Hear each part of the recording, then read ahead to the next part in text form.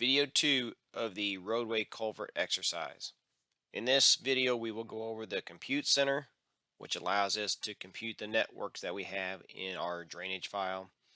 We will go over the flex tables to review those computations in a table format and possibly show you how to make edits inside of there that would reflect your drainage elements that are out there. And then we will go over the profile runs, which allows us to see our drainage networks in a profile view. That way we can see how the water is flowing through your drainage network. So since we have everything set up in our file for our drainage structures that are out here, to get to the compute center, we will go up to the analysis ribbon. And inside of here, you're going to see this compute center option. Now, once we select it, you have a bunch of different options inside of here.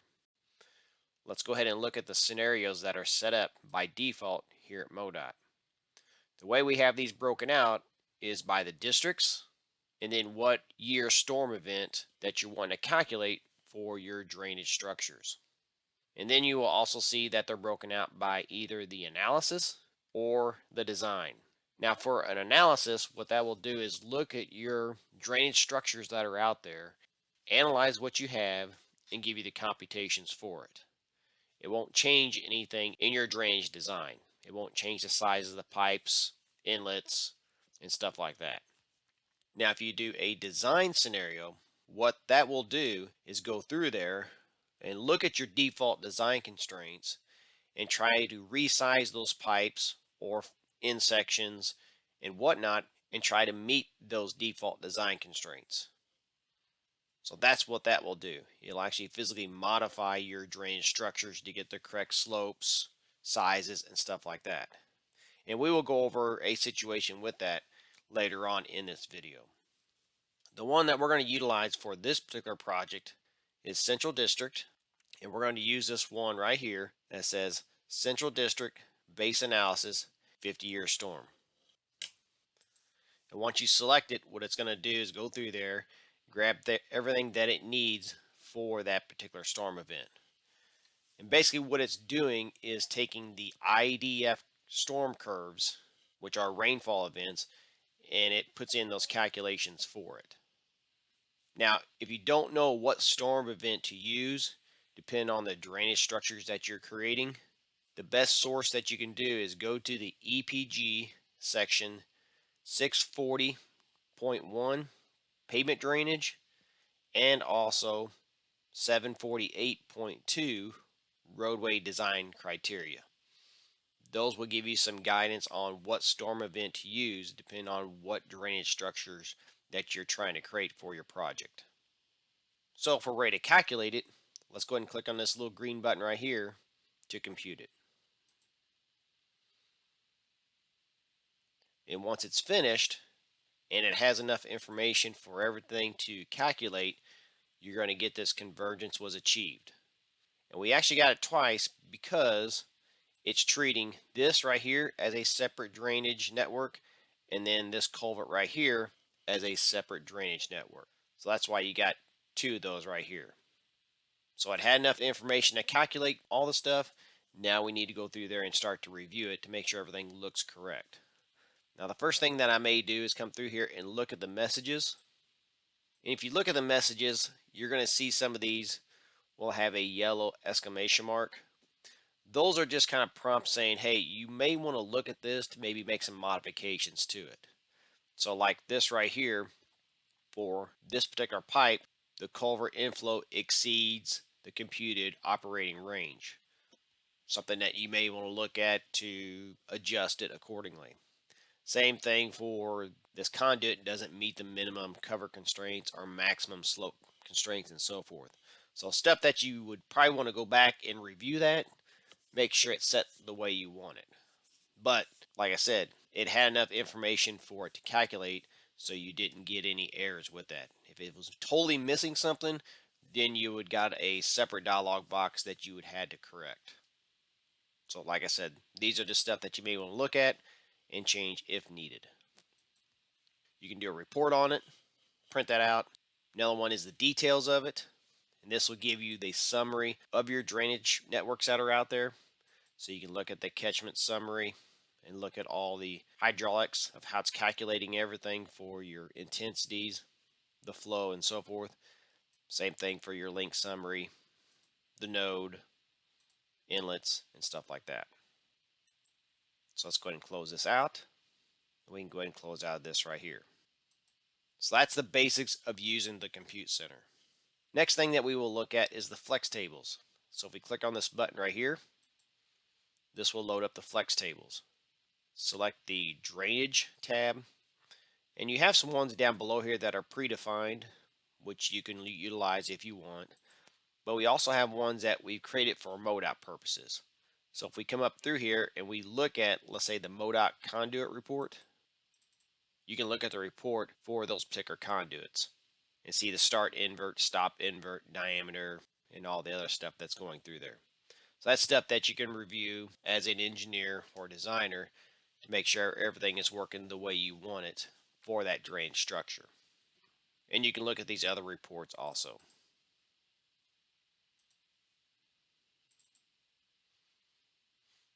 Now what you will see on some of these, you're going to see some stuff that's in yellow and you're going to see some stuff that's in white for these particular blocks. The stuff that is in white are things that you can edit. So if for some reason you need to change the elevation right here, you could actually change the invert elevation of that particular head wall, and that should reflect inside of your drainage structure inside of your file also. So that's just another way that you can change it. I'd probably double check it with the properties of that structure, whether it's the pipe or the flared end section or whatnot, but that is an option that you can do inside of your flex tables. Next thing we will talk about is the profile runs. Since we've calculated everything, now we can go through there and create the profile runs for that drainage network to see it in a profile view. To do that, let's go to the Explorer, and underneath the Drainage and Utilities Models section, let me go ahead and pin that. Let's go ahead and expand this down, and you're going to see this Profile Runs option. Now, one way you can create your profile runs is to right-click over it, and you have a couple options up here at the top to do the hydraulic runs to outfall or utility run from links. That's one way you can do it. Another way you can do it is go back up to your layout ribbon, and you have a section for profile runs right here. That may be a little bit easier way to do it. And what I'm going to do for this example here, and I think it's probably the easiest to control what you want for your profile runs, is to come through here and do the utility run from links. That way you can select which links you want for that particular profile run. Or you could do the one that says from nodes, which you'd go through there and select the node that you want to create that profile runs. Both options are fine. It's just whichever one that you want to utilize. So let's go ahead and select this one right here from links. First thing that we will do is change our feature definition. Mine is set correctly right now, but if it was set to something different, let's say like a MODOT proposed baseline or something like that, click on this down arrow and go to the folder that says linear, design, drainage, and go ahead and select that profile run right here. Go ahead and give it a name, and I'm just going to go ahead and name this one right here Box Culvert.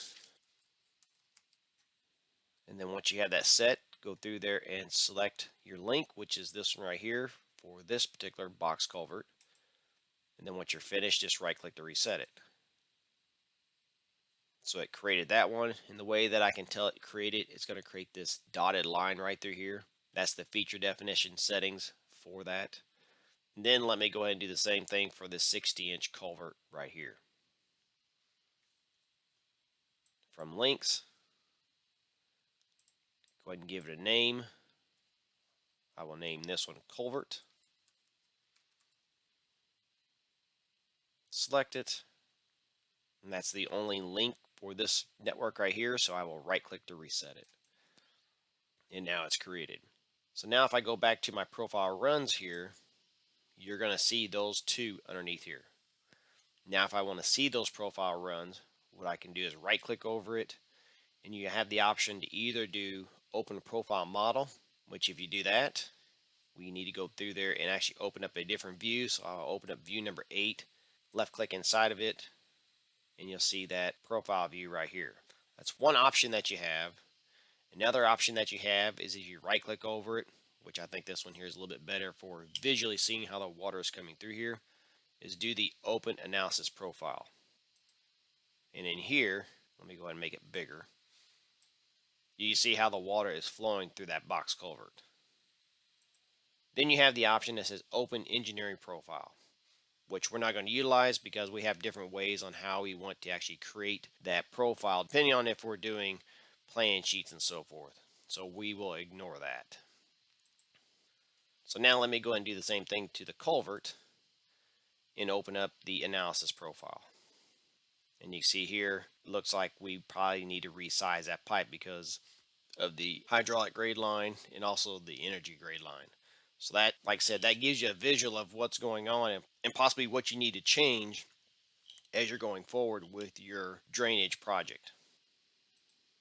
The last thing we will discuss is the design scenario inside of the Compute Center.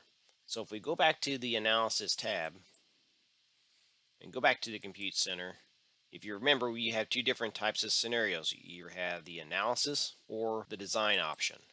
Now, whenever you use the Design option, it will go through there and try to change the size of the pipes, the slopes, and so forth to meet your default design constraints, which that's located right here by default.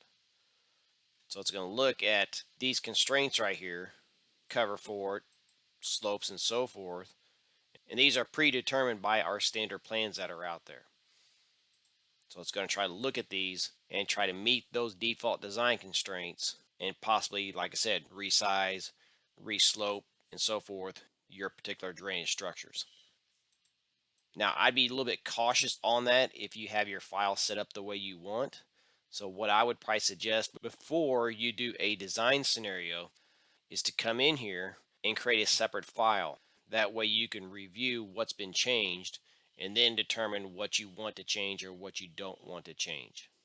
So to do that, let's just go ahead and update server copy on this particular file because everything is good. And then let's go ahead and do a file save as. Create a separate file, and I'm just going to name this one drainage-ds for a design scenario. You can name it whatever you want, but that's what I'm going to name it for this example. Check in the previous file. Now, in this file, let's go back to the Compute Center, and let's change this from CD Base Analysis 50 year to the Design 50 year.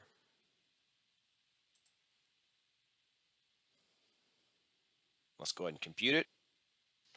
With this dialog box, just go ahead and click on OK to that.